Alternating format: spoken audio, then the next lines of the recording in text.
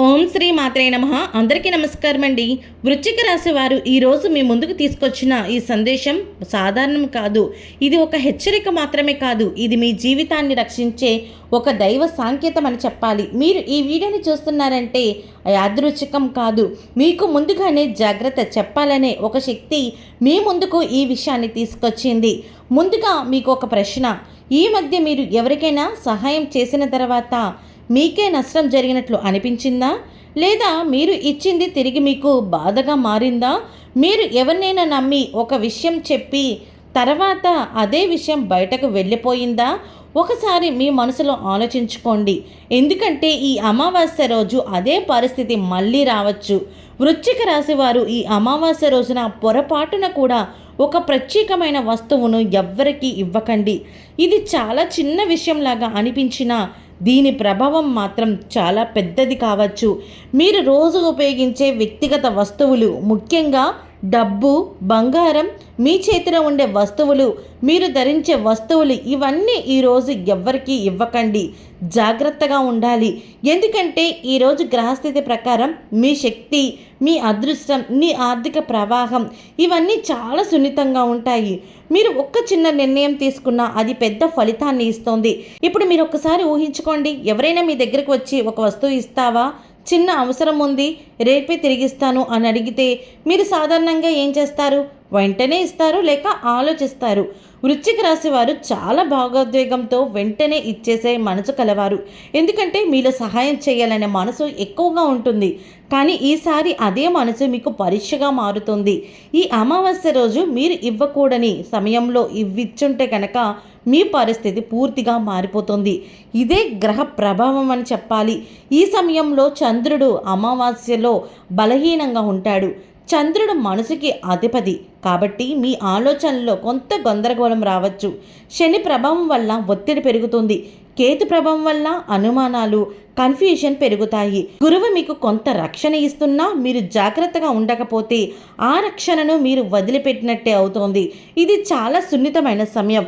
మీరు ఎవరిని నమ్మాలి, ఎవరిని దూరంగా ఉంచాలి అనేది తెలుసుకోవాల్సిన సమయం.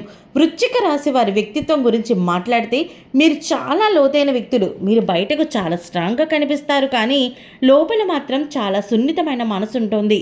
మీరు ఎవరినైనా నమ్మితే పూర్తిగా నమ్ముతారు. మీరు సహాయం చేస్తే మనసుతో చేస్తారు. కానీ ఇదే సమయంలో మీరు ఒక పెద్ద తప్పు కూడా చేసే అవకాశం ఉంది. మీరు మీ మనసుల విషయాలను సులభంగా బయట పెట్టేస్తారు. మీరు నమ్మిన వారితో మీ ప్లాన్స్ కావచ్చు, మీ డబ్బు విషయాలు కావచ్చు, మీ సమస్యలు కానీ అన్ని వారితో షేర్ చేసుకుంటారు. అదే కొన్ని సందర్భాల్లో మీకు నష్టంగా మారే అవకాశం ఉంది. ఈ సమయంలో ఇప్పుడు నేను మీకు ఒక ప్రశ్న అడుగుతున్నాను. మీరు ఎప్పుడైనా నేను ఇవ్వకపోతే బాగుండేది అని అనుకున్న సందర్భం ఉందా లేదా? నేను చెప్పకపోతే బాగుండేది అని అనిపించిందా? ఉంటే అదే అనుభవం మళ్ళీ రావడానికి ఈ అమావాస్య అవకాశాన్ని ఇస్తుంది. కాబట్టి ఈసారి మీరు జాగ్రత్తగా ఉండాలి. ఉద్వేగంతో కాదు, ఆలోచనతో, నిర్ణయంతో ముందుకు వెళ్ళాలి. ఇప్పుడు ఒక మంచి విషయం కూడా ఉంది. ఈ అమావాస్య మీకు చెడు మాత్రమే కాదు, ఇది ఒక మార్పు దశ. మీరు ఇప్పటి వరకు ఎదుర్కొన్న సమస్యలు తర్వాత ఒక కొత్త మార్గం తెరుచుకునే సమయం ఇది.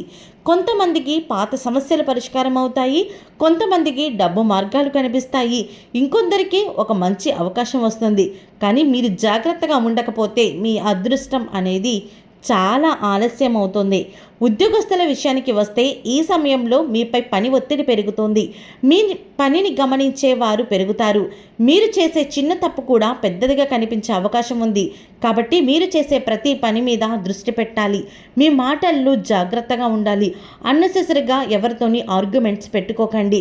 మీరు ఓపికగా ఉంటే ఈ సమయం తర్వాత మీకు మంచి గుర్తింపు వస్తుంది. అలాగే వ్యాపారస్తులకు ఈ సమయంలో కొత్త అవకాశాలు వస్తాయి, కానీ వెంటనే ఒప్పుకోవద్దు. పెట్టుబడుల విషయంలో చాలా జాగ్రత్తగా ఉండాలి. ఎవరైనా నమ్మి డబ్బు పెట్టుబడి పెట్టే ముందు 1-2 సార్లు ఆలోచించాలి. మీరు ఒక్కసారి తప్పు చేస్తే దాని ప్రభావం కొంతకాలం ఉంటుంది, కాబట్టి ఈ అమావాస్య సమయంలో పెద్ద నిర్ణయాలు తీసుకోవడాన్ని తగ్గించండి. మీరు ఏదైనా నిర్ణయం తీసుకోవాలి అంటే అమావాస్య తర్వాత తీసుకున్నట్లయితే మీకు శుభ ఫలితాలు కలుగుతాయి. ఆర్థిక పరంగా చూస్తే డబ్బు వచ్చే అవకాశాలు ఉన్నాయి, కానీ అది నిలవాలంటే మీరు కంట్రోల్లో ఉండాలి.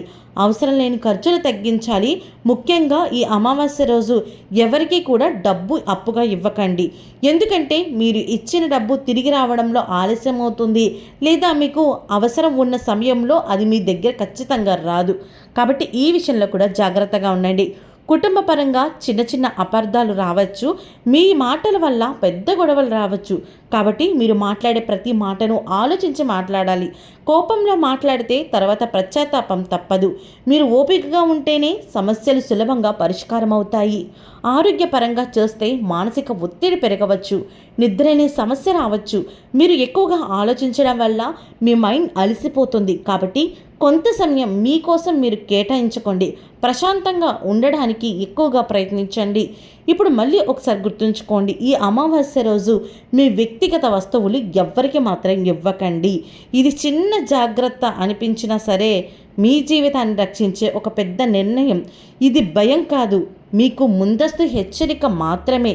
చివరిగా మీరు ఇవన్నీ దాటుకుంటూ రావాలి అంటే గనక దైవ అనుగ్రహం కూడా మీకు ఖచ్చితంగా ఉండాలి.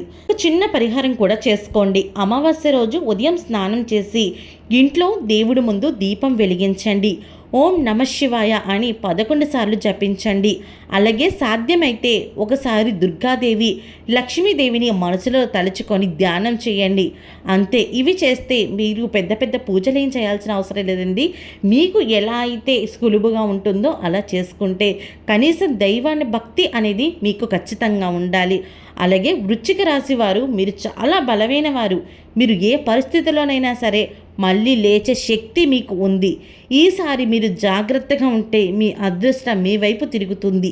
మీ జీవితంలో మంచి మార్పులు ప్రారంభమవుతాయి. కాబట్టి భావోద్వేగంతో కాకుండా జ్ఞానంతో 1కి 2 సార్లు ఇది చెయ్యాలా వద్దా అని ఆలోచించండి. మీరు నిర్ణయం తీసుకోలేని పరిస్థితిలో మీ ఇంట్లో భాగస్వామి కావచ్చు, తల్లిదండ్రులు కావచ్చు, మీ ఇంట్లో కుటుంబ సభ్యులతో ఒక్కసారి చర్చించండి. ఈ వ్యాపారం పెట్టడం మంచిదా, ఈ ఉద్యోగం పెట్టడం మంచిదా, వీళ్ళని మేము పెట్టుబడి పెట్టడం మంచిదా అని వాళ్ళతో కూడా ఒకసారి డిస్కషన్ చేయండి. వాళ్ళకున్న జ్ఞానంతో వాళ్ళు కూడా చెప్తారు. అలా ఆలోచించి ముందుకు వెళితే మీకైతే ఈ అమావాస్య తర్వాత చాలా చక్కని ఫలితాలు అనేవి కనిపిస్తున్నాయి. కానీ అమావాస్యకు ముందుకు మాత్రం ఇలాంటివి ఏమీ పెట్టుకోకండి. మీరు తీసుకునే నిర్ణయం మీ భవిష్యత్తుకి చాలా పెద్ద పునాది అవుతుంది. జాగ్రత్తగా ఉండండి, మీకు దైవానుగ్రహం ఖచ్చితంగా ఉంటుంది. ఓకే అండి. వృశ్చిక రాశి వారు పొరపాటును కూడా అమావాస్య రోజు ఏ ఒక్క వస్తువుని ఇవ్వకూడదు. ఇస్తే మీకు ఎలాంటి పరిస్థితులు నెలకొంటాయో తెలుసుకున్నారు కదా. ఈ వీడియో మీకు నచ్చినట్టయితే ఒక్క లైక్ చేయండి. మీరు చేసే ఒక్క లైక్ మాకు ఎంతో సపోర్టివ్ అండ్ ఎంకరేజ్మెంట్గా ఉంటుంది.